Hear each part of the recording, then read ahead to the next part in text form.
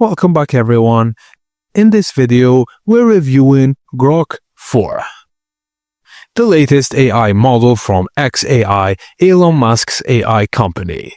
Is Grok 4 a serious competitor to ChatGPT or Gemini, or is it just hype? Let's break it down.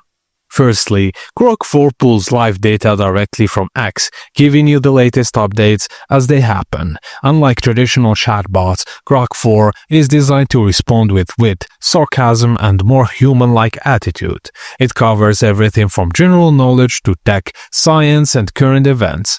The model benefits from Elon Musk's backing, promising ongoing innovation and tight integration with X platforms. You can use Grok 4 directly within X via web, and reportedly future integrations are planned across Tesla systems. While basic, compared to competitors, Grok 4 can generate images and help with programming queries.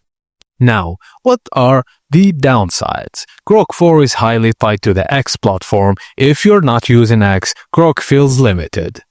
Its sarcastic style isn't for everyone, and sometimes jokes interfere with clear answers.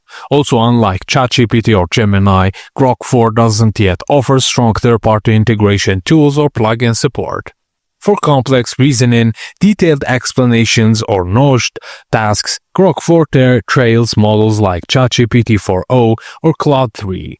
To unlock Grok 4, you need to subscribe to X Premium Plus, making it less accessible than free-tier AI tools.